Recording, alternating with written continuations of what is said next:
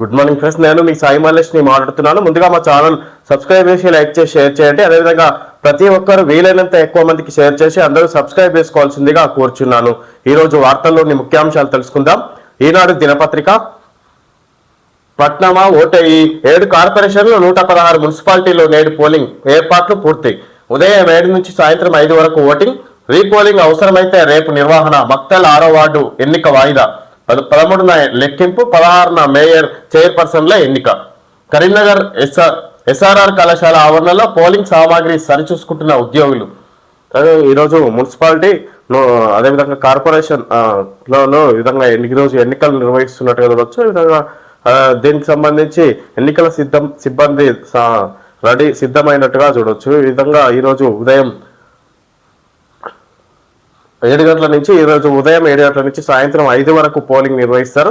11న ఉదయం 7 గంటల నుంచి సాయంత్రం 5 గంటల వరకు ఎన్నికలు నిర్వహిస్తారు. 13న ఓట్ల లెక్కింపు. 16న మేయర్ని ఎన్నుకుంటారు. ఇటు చూడవచ్చు. ఈ సందర్భంగా మేయర్ చైర్పర్సన్ల ఎన్నిక. రాష్ట్రంలో పురపోరుకు రంగం సిద్ధమైంది. 7 నగరపాలక సంస్థల్లోని 412 డివిజన్లు, 116 పురపాలక సంఘాల్లోని 2569 వార్డుల్లో బుధవారం ఎన్నికలు నిర్వహించేందుకు రాష్ట్ర ఎన్నికల సంఘం ఏర్పాట్లు చేసింది.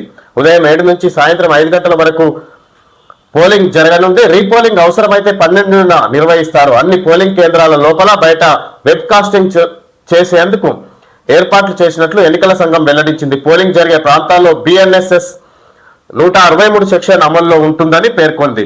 ఓట్ల లెక్కింపు 13న జరుగుతుంది. 16న కార్పొరేషన్ల మేయర్లు, ఉప మేయర్లు, మున్సిపాలిటీల చైర్పర్సన్లు, వైస్ చైర్పర్సన్ల పదవులకు పరోక్ష ఎన్నికలు జరగనున్నాయి.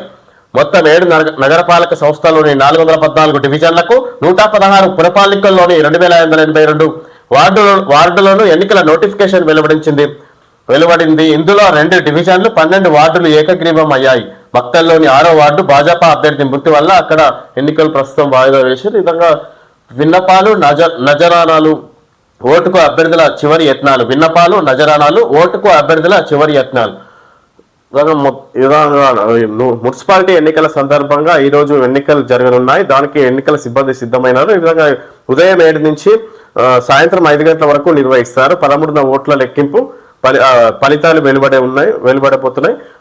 16వ తేదీన మేయర్ అటు చైర్పర్సన్ల నియామకం ఎన్నిక జరుగుతుంది. ఈ విధంగా పరోక్ష పద్ధతిలో ఈ విధంగా ఇక్కడ ఓటర్లను ఏ విధంగా మొత్తం తమ వైపు మళ్లించుకోవడానికి ఓట్లు వేయించుకోవడానికి బరిలో దిగిన అభ్యర్థులు తీవ్ర స్థాయిలో పోటీ పడ్డట్టుగా చూడవచ్చు. ఈ విధంగా పెద్ద ఎత్తున ఖర్చు చేసారు. ఓటుకు 10,000 నుంచి కూడా 10,000, 30,000 వరకు కూడా ఇచ్చినారు. ఈ విధంగా వివిధ రకాలుగా ప్రచారంలో భాగంగా ఓటు అభ్యర్థులను ఈ విధంగా ఎవరైతే బరిలో ఉన్నారో పోటీలో ఉన్నారో వాళ్ళందరూ ఈ విధంగా ఓట్లు వేయించుకునే దానికి గాను ఇక్కడ పోటీ పడి మరి ఖర్చు పెట్టారన్నట్టుగా చూడొచ్చు. ఈ సందర్భంగా ఇది అసెంబ్లీ ఎన్నికల కంటే కూడా ఎక్కువ ఖర్చు చేశారని ఈ విధంగా వార్తలు మనం చూస్తున్నాం.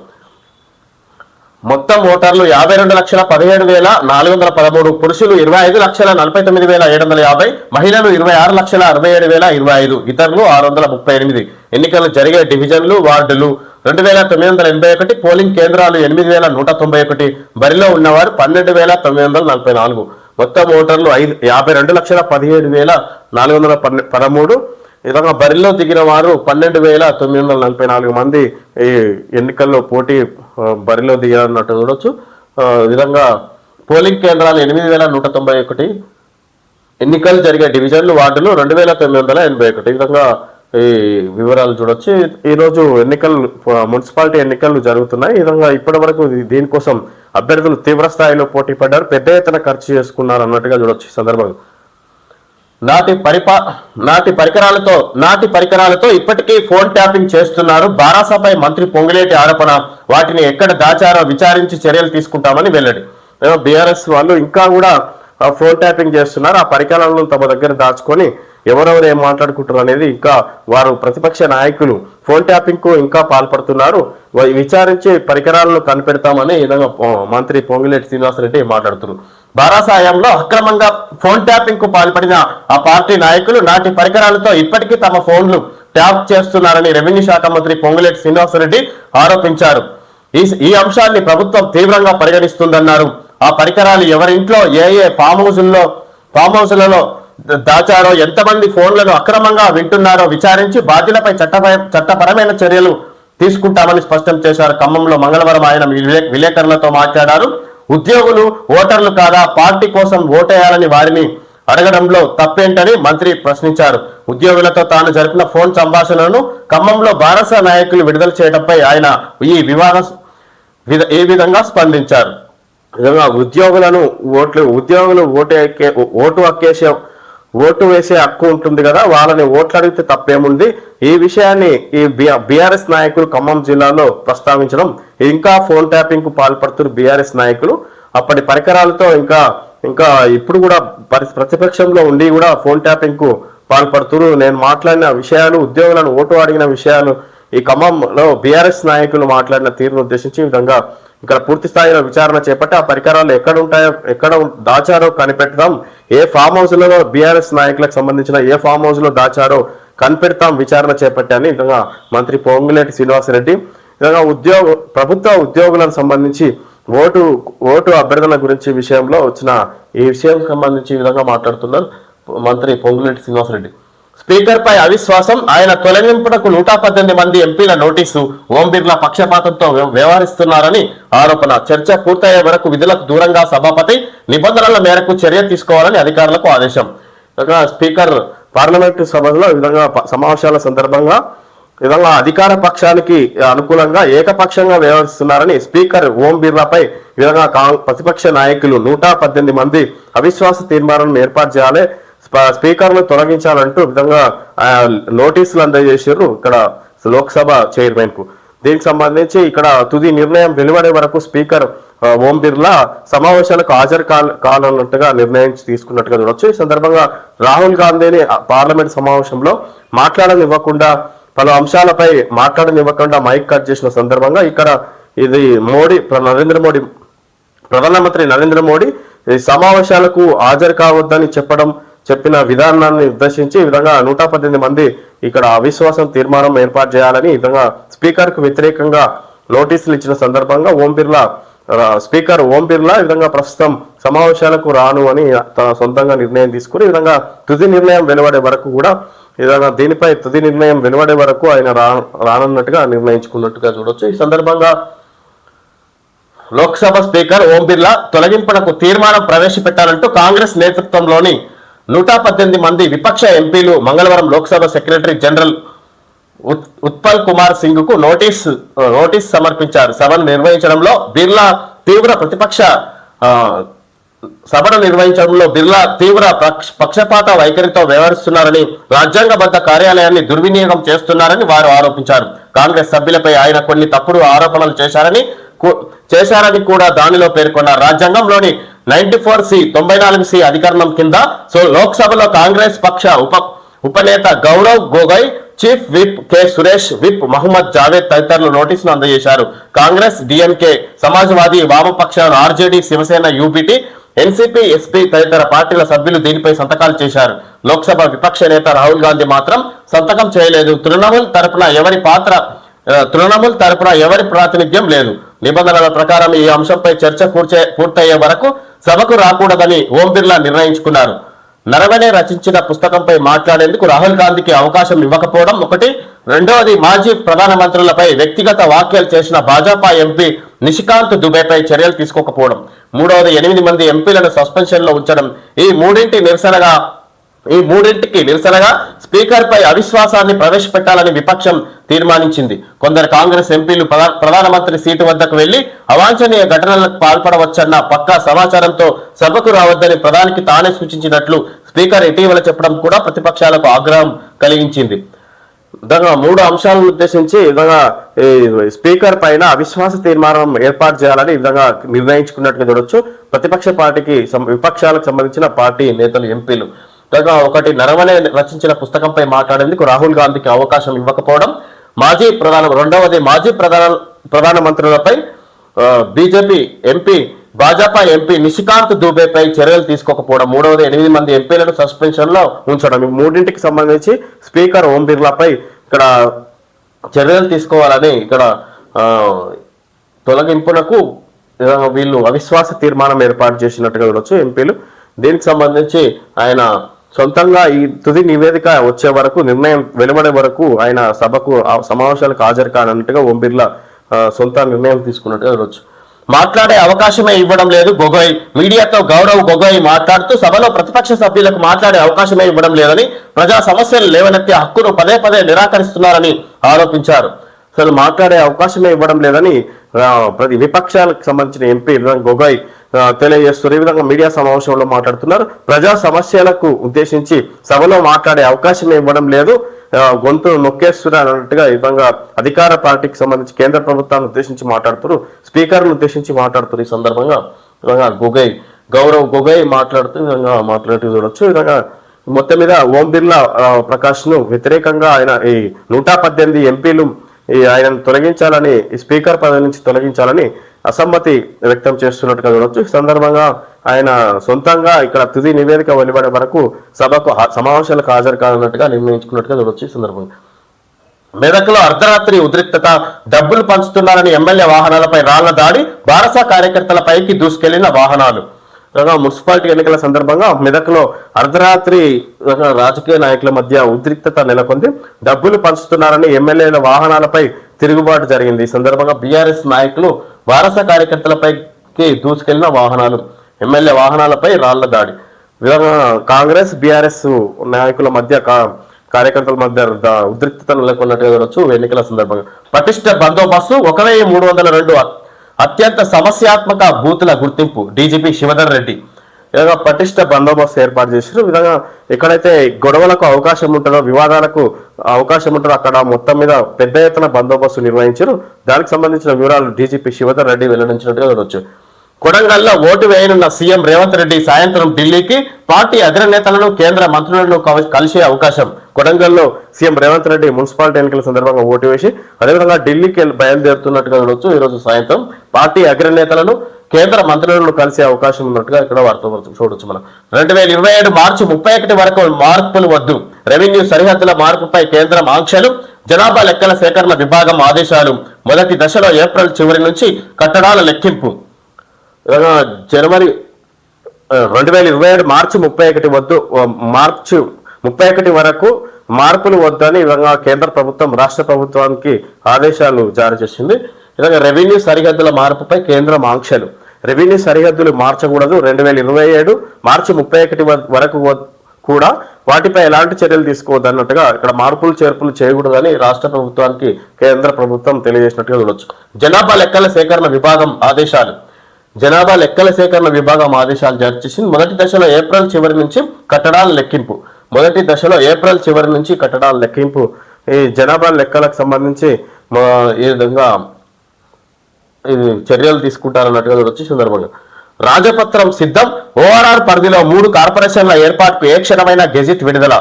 ఇప్పటి వరకు జిహెచ్ఎంసీగా ఉన్న ఓఆర్ఆర్ పరిధి బుధవారం నుంచి 3 కార్పొరేషన్లుగా మారనుంది.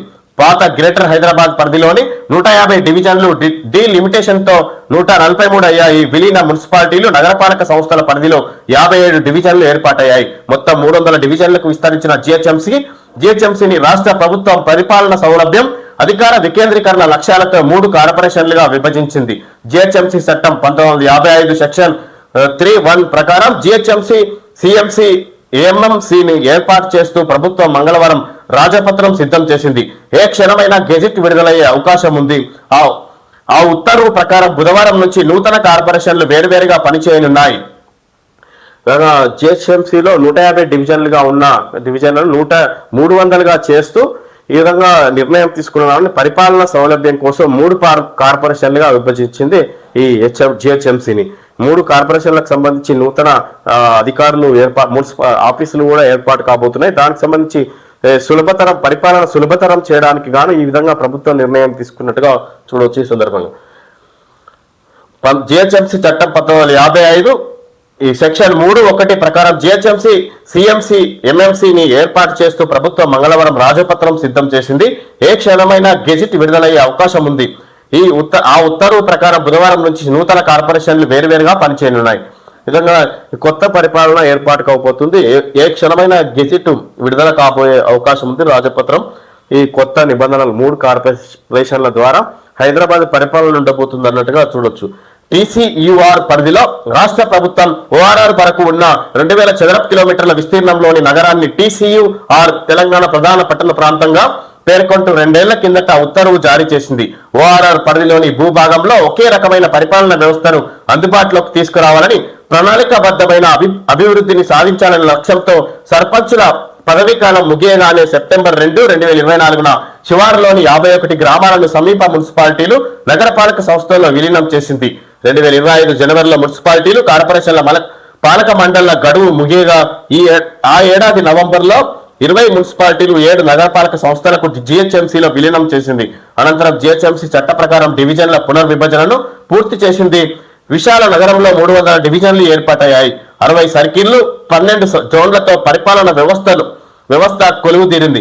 ఫిబ్రవరి 10, 2026తో జిహెచ్ఎంసీ పాలక మండలి గడువు పూర్తవడంతో ఆ వెంటనే హైదరాబాద్ మహానగరపాలక సంస్థను 3 స్థానిక సంస్థలుగా విభజించే ప్రక్రియ పూర్తి కావచ్చింది. ఈ విధంగా ఇక్కడ ఈ ఏదైతే టీసీఆర్ పరిధిలో ఇక్కడ రాష్ట్ర ప్రభుత్వం ఈ మేరకు ఓఆర్ఆర్ వరకు ఉన్న 2000 చదరపు కిలోమీటర్ల విస్తీర్ణంలో నగరాన్ని టీసీఆర్ తెలంగాణ ప్రధాన పట్టణ ప్రాంతంగా పేర్కొంటూ 2 ఏళ్ల కిందట ఉత్తర్వు జారీ చేసింది. మొత్తం హైదరాబాద్ జిహెచ్ఎంసీకి సంబంధించి ఇక్కడ కొత్త రూపకల్పన చేయబోతున్నట్టుగా చూడొచ్చు. 3 కార్పొరేషన్ల ద్వారా పరిపాలన చేయబోతున్నారు. హైదరాబాద్ ఇప్పటి వరకు ఏదైతే హెచ్ఎండిఏ ద్వారా కొనసాగిందో దాన్ని 3 కార్పొరేషన్లుగా విభజిస్తూ దాన్ని ప్రత్యేక విభాగాలుగా ఏర్పాటు చేసి ఈ విధంగా పాలన సులభతరం చేయడానికి కానీ నిర్ణయం తీసుకున్నారన్నట్టుగా ప్రభుత్వం చెప్పుకొస్తుంది. 3గా మారాయిలా పాత జిహెచ్ఎంసీలోని కూకట్పల్లి, షేర్లింగంపల్లి జోన్లకు విలీనమైన Narsingi, Manikonda, Tellapur, Ameenpur, Bollaram, Nizampet, Dundigal GHMC, CMC, MMC విధంగా మార్పులు చేశారు. మొత్తం మీద 3 కార్పొరేషన్లుగా విభజించి పరిపాలన సులభతరం కావడానికి కానీ విధంగా చేసినామన్నట్టుగా ప్రభుత్వం చెప్పుకొస్తుంది. తద్వారా హైదరాబాద్ పరిపాలన, జిహెచ్ఎంసీ పరిపాలన అనేది 3 కార్పొరేషన్లుగా నుంచి ఇక్కడ నూతనంగా ఏర్పాటైన కార్యక్రమాలు ఈరోజు త్వరలో మొదలు కాబోతున్నాయి అన్నట్టుగా చూడొచ్చు. ఈ సందర్భంగా హైదరాబాద్ పరిపాలనకు సంబంధించి మక్తల్లో భాజపా వార్డు అభ్యర్థి ఆత్మహత్య, కాంగ్రెస్ బెదిరింపులే కారణమంటూ కమలం పార్టీ ఆరోపణ, పోలీసులు తప్పుదోవ పట్టిస్తున్నారని నిరసన, మంత్రి వాకిటి శ్రీహరి నియోజకవర్గంలో రాజకీయ దుమారం, తనకు సంబంధం లేదని స్పష్టం చేసిన అమాత్యుడు, మృతుని కుటుంబానికి భాజపా 10 లక్షల సాయం, మహదేవప్ప. బీజేపీ అభ్యర్థి మున్సిపాలిటీ ఎన్నికల్లో వార్డుకు సంబంధించిన బీజేపీకి సంబంధించిన అభ్యర్థి బరిలో దిగినారు. ఇలాగ కాంగ్రెస్ నాయకుల వల్ల ఇలాగ ఎవరైతే అపోజిషన్ నాయకులు ఉన్నారో వాళ్ళకు సంబంధించి సోషల్ మీడియాలో బీజేపీకి అభ్యర్థికి సంబంధించి వ్యతిరేకంగా పోస్టులు పెట్టడం వల్ల ఆయన ఆత్మహత్య చేసుకున్నాడని ఇక్కడ అతని కుటుంబ సభ్యులు ఆరోపిస్తారు. ఈ సందర్భంగా ఇక్కడ నియోజకవర్గం మంత్రి వాకిటి శ్రీహరికి సంబంధించిన నియోజకవర్గం ఆయన కాంగ్రెస్ బీజేపీ అభ్యర్థులు ఆయనపై మంత్రి వాకిటి శ్రీహరి జోక్యం వల్లనే ఇందులో జోక్యం చేసుకోవడం వల్లనే ఆయన ఆత్మహత్య చేసుకోవడం జరిగిందని ఈ విధంగా ఆరోపిస్తారు. ఆయన మాత్రం నాకు ఎలాంటి సంబంధం లేదు, కావాలంటే మీరు దాని మీద విచారణ చేపించుకోండి అన్నట్టుగా అక్కడ మీడియా సమావేశంలో భాగంగా చెప్పుకొచ్చారు. నారాయణపేట జిల్లా మక్తల్ పట్టణ 6వ వార్డు భాజపా అభ్యర్థి ఎరికలి మహదేవప్ప 48 మంగళవారం ఉదయం ఆత్మహత్య చేసుకోవడంతో రాజకీయ ప్రకంపనలు రేగాయి. మంత్రి వాకిటి శ్రీహరి సొంత నియోజకవర్గం ముక్తల్లో ఈ ఘటన చోటు చేసుకోవడం రాజకీయ వేడిని పుట్టించింది. పోలీసులు, బంధువులు తెలిపిన వివరాల ప్రకారం మక్తల్లోని చందాపూర్ కు చెందిన మహదేవప్ప ఎన్నికల ప్రచారం చివరి రోజైన సోమవారం ర్యాలీలో పాల్గొన్నారు. అనంతరం రాత్రి కొందరు తనను ఇబ్బందులకు గురి చేస్తున్నారంటూ ఆందోళన వ్యక్తం చేయగా కుటుంబ సభ్యులు ఆయన సెల్ ఫోన్ తీసుకొని ధైర్యం చెప్పారు. మంగళవారం ఉదయం అందరూ పనుల్లో నిమగ్నమై ఉండగా మహదేవప్ప గదిలోకి వెళ్లి చీరతో ఉరివేసుకున్నారు. 4 రోజుల నుంచి బెదిరింపు ఫోన్ కాల్స్, మెసేజ్లు వస్తున్నాయని తన భర్త ఆందోళన చెందగా తాను ధైర్యం చెప్పానని భార్య సత్యమ్మ తెలిపారు. అంతలోనే బలవన్మరణానికి పాల్పడ్డారని ఆమె బోర్న విలిపించారు. ఈ దంపతులకు 2 కుమార్తెలు, కుమారుడు ఉన్నారు. ఆత్మహత్య ఘటనతో మక్తల్లో ఉద్రిక్త పరిస్థితులు నెలకొన్నాయి. దీన్ని తప్పుదోవ పట్టించేలా పోలీసులు ఫిర్యాదు రూపొందించారంటూ భాజపా నారాయణపేట జిల్లా అధ్యక్షుడు నాగూరావు ఇతర నాయకులు నిరసన వ్యక్తం చేయగా కొత్త ఫిర్యాదు తీసుకుంటామని పోలీసులు నచ్చజెప్పారు. ఈ కేసును సెక్షన్ 194 ఆత్మహత్యకు ప్రేరేపించడం కింద నమోదు చేసినట్లు నారాయణపేట ఎస్పీ వినీత్ సాయంత్రం వెల్లడించారు. ఇంకా అతని ఫోన్ కు బెదిరింపు కాల్స్ వస్తున్నాయి, బెదిరింపు మెసేజ్లు అదేవిధంగా కాల్స్ రావడం వల్ల ప్రతిపక్ష నాయకులతోటి విధంగా వస్తున్నాయని కుటుంబ సభ్యులతోటి చర్చించడం జరిగింది. ఈ సందర్భంగానే అతను ఆత్మహత్య చేసుకుంటున్నాడని ఈ విధంగా అతని భార్య ఆరోపిస్తుంది. ఈ సందర్భంగా ఇక్కడ ఈ సంబంధించిన ప్రతిపక్ష నేతలపై విధంగా చర్యలు తీసుకునే అవకాశం ఉన్నట్టుగా చూడొచ్చు. ఈ సందర్భంగా భాజపా అభ్యర్థి ఆత్మహత్య చేసుకోవడం వల్ల.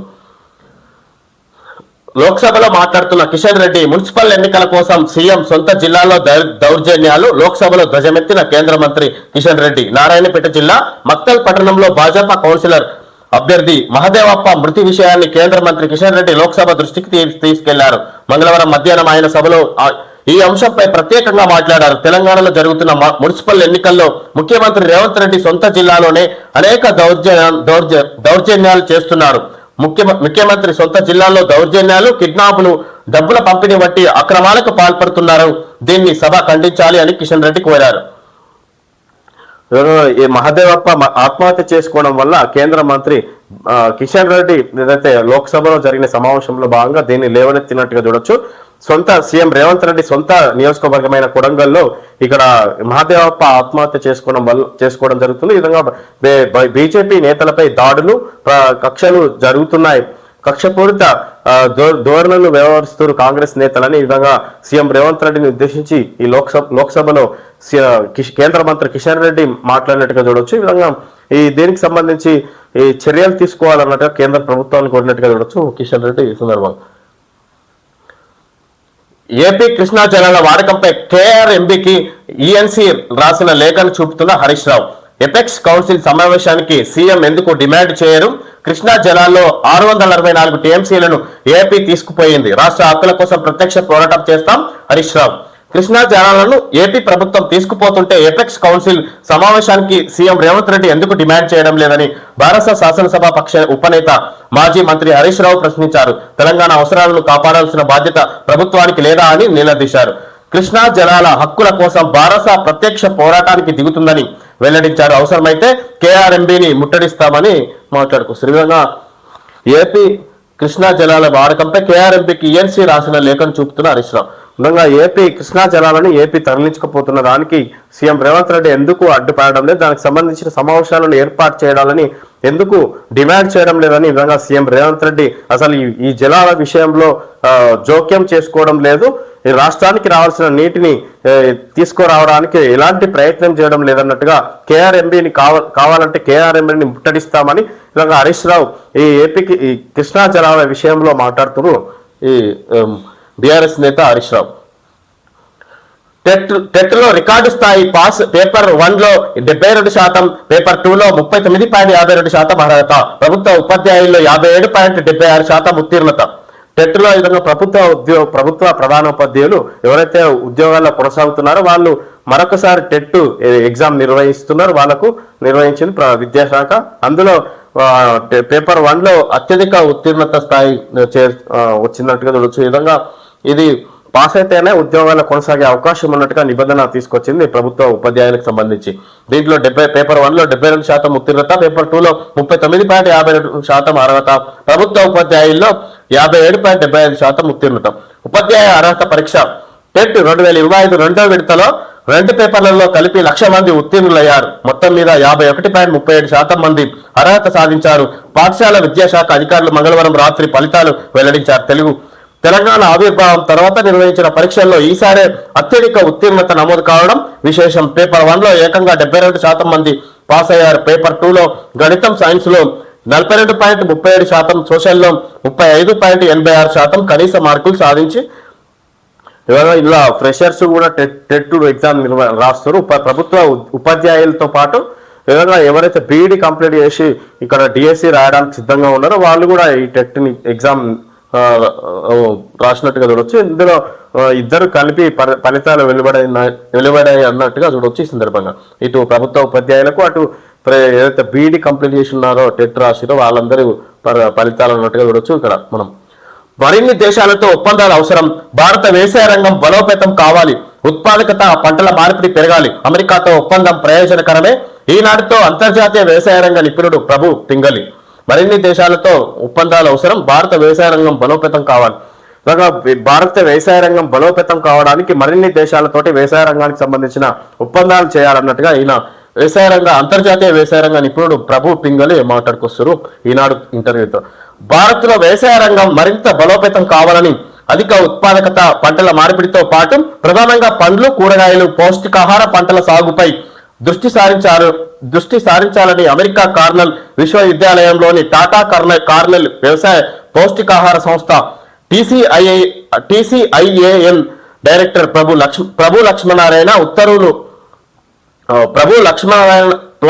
లక్ష్మీనారాయణ పింగళి తెలిపారు. దేశంలోని ఆహార అవసరాలు పోను మిగులు ఉత్పత్తులు వృధా కాకుండా ఎగుమతులను ప్రోత్సహించాలన్నారు. అమెరికా భారత్ మధ్య వాణిజ్య ఒప్పందం ఉభయకారకంగా ఉందని అభిప్రాయపడ్డారు. భారత వ్యవసాయ రంగం బలోపేతానికి మరిన్ని దేశాలతో వాణిజ్య ఒప్పందాల అవసరం ఉందని స్పష్టం చేశారు. హైదరాబాద్ కు వచ్చిన ఆయన ఈనాడుతో మాట్లాడారు.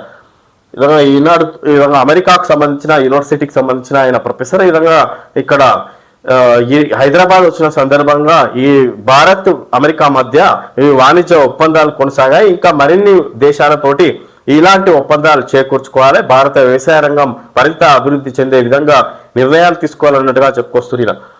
భారత్ అమెరికా మధ్యంతర వాణిజ్య ఒప్పందంపై భిన్న వాదనలు వినిపిస్తున్నాయి. మీ అభిప్రాయం? ఈ ఒప్పందం లాభదాయకమే, స్వాగతించాల్సిందే. ఇంతకు ముందు ఇలాంటి ఒప్పందం లేదు. దీనివల్ల రెండు దేశాల మధ్య సంబంధాలు మరింత దృఢమవుతాయి. వ్యవసాయమే కాదు, అన్ని రంగాల్లోనూ ఇరు దేశాల మధ్య బలమైన సంబంధం ఉండటం చాలా ముఖ్యం. అమెరికన్లు కూడా దీనిని సానుకూలంగానే చూస్తున్నారు. ఈ మధ్యంతర వాణిజ్య ఒప్పందంపై మీ నిర్ణయం ఏంటంటే, భారత్ అమెరికా మధ్య జరిగిన ఒప్పందాల గురించి అడిగిన ప్రశ్నకు ఇది ఒప్పందం, ఇలాంటి ఒప్పందాలు అనుకూల అమెరికన్లు కూడా స్వాగతిస్తున్నారు. ఇటు ఇండియాకు, భారతదేశానికి ఇది ఉపయోగకరమైన ఒప్పందం. ఇలాంటి ఒప్పందాలు ఎప్పుడు చేసుకోవాలన్నట్టు ఇంతకు ముందు ఎప్పుడు జరగలేదు ఇంత పెద్ద ఒప్పందం అన్నట్టుగా చెప్పుకొస్తారు. ఇది భారతదేశానికి, భారత్కు లాభదాయకమే అన్నట్టుగా చెప్పుకొస్తారు. ప్రభుత్వ ఉద్యోగులకు త్వరలో కొత్త ఆరోగ్య పథకం. బేసిక్ లో 1.5% చెల్లించేలా మార్గదర్శకాలు. రేపు కీలక భేటీ. ప్రభుత్వ ఉద్యోగులు, ఉపాధ్యాయులు, విశ్రాంత ఉద్యోగులకు త్వరలో కొత్త ఆరోగ్య పథకం అమల్లోకి రానుంది. ఈ మేరకు గురువారం 12వ తేదీ మధ్యాహ్నం 3 గంటలకు ప్రభుత్వ ప్రధాన కార్యదర్శి రామకృష్ణారావు నేతృత్వంలో ఆరోగ్యశ్రీ ట్రస్టు సిఇఓ, ఇతర ఉన్నతాధికారులు, పలు ఉద్యోగ సంఘాలతో సచివాలయంలో కీలక సమావేశం నిర్వహించనున్నారు. పాత పథకంలో ఉన్న పలు లోపాలను సవరించి కొత్త పథకానికి ప్రభుత్వం శ్రీకారం చుట్టేందుకు రంగం సిద్ధమైంది. ప్రభుత్వ ఉద్యోగులకు త్వరలో కొత్త ఆరోగ్య పథకం. బేసిక్ లో 1.5% చెల్లించేలా మార్గదర్శకాలు రేపు కీలక పెట్టి విధంగా ప్రభుత్వ ఉద్యోగులకు కొత్త ఆరోగ్య పథకాలు తీసుకొస్తున్న విధంగా వాళ్ళు ఎవరైతే ప్రభుత్వ ఉద్యోగంలో కొనసాగుతున్నారో వాళ్ళందరికీ ఉచిత శిక్షణ అందించే విధంగా ఈ విధంగా ఇంత ముందుకున్న ఆరోగ్యశ్రీ సంబంధించిన అధికారులతోటి ఈ విధంగా ప్రభుత్వ వైద్య అధికారులతోటి కూడా ఇక్కడ సమావేశం ఏర్పాటు చేసి ప్రభుత్వ ఉద్యోగులకు సంబంధించి వైద్య సేవలు అందించడానికి గాను, మెరుగైన వైద్య సేవలను అందించడానికి గాను ఒక నిర్ణయానికి వస్తున్నట్టుగా చూడొచ్చు. న్యూ ఎంప్లాయీస్ హెల్త్ స్కీమ్ గా దీన్ని వ్యవహరిస్తారు. ఈ పథకాన్ని అమలు చేసేందుకు ఎంప్లాయీ హెల్త్ కేర్ ట్రస్ట్ ఈహెచ్సిటి ఏర్పాటు కానుంది. ప్రస్తుతం ప్రభుత్వ ఉద్యోగులు, ఉపాధ్యాయులు, విశ్రాంత ఉద్యోగులకు నగదు రహిత ఆరోగ్య సేవలను రాజీవ్ ఆరోగ్యశ్రీ ట్రస్టు ద్వారా అమలు చేస్తున్నారు. ఇప్పటి వరకు ఈ సేవలను ఉచితంగా అందించినప్పటికీ అవి నామమాత్రంగా ఉంటున్నాయి. ప్రైవేట్ ఆసుపత్రులకు బకాయిలు సకాలంలో చెల్లించకపోవడంతో ఉద్యోగుల కార్డులు ప్రభుత్వం ఇప్పటి వరకు వాళ్ళకు ఉచితంగానే అందించారు వైద్య సేవలు, కానీ అది మెరుగైన స్థాయిలో ఉండడం లేదు. ఈ విధంగా కార్డు ద్వారా ఉచితంగా వైద్య సేవలు అందిస్తున్నా కూడా అది ప్రైవేటు ఆసుపత్రులకు సకాలంలో బకాయిలు చెల్లించకపోవడంతో ఈ విధంగా కార్డులు పనిచేయడం లేదు సరైన పద్ధతిలో అన్నట్టుగా, ఈ విధంగా పూర్తి స్థాయిలో వైద్య సేవలు అందడం లేదన్నట్టుగా ఆరోపణలు వస్తున్న సందర్భంగా ఈ విధంగా మరిన్ని మార్పులు చేర్పులు తీసుకొస్తూ ఈ విధంగా ప్రభుత్వ ఉద్యోగులకు ఈ ఆరోగ్యకు సంబంధించిన ఈ కొత్త ఆరోగ్య పథకం ద్వారా ఈ విధంగా మరిన్ని మెరుగైన వైద్య సేవలు అందించడానికి ప్రభుత్వం చర్యలు తీసుకోబోతుంది అన్నట్టుగా చూడవచ్చు ఈ సందర్భంగా. ఓకే ఫ్రెండ్స్, ఈరోజు వార్తల్లోని ముఖ్యాంశాలు తెలుసుకోవడం జరిగింది. Thank you friends.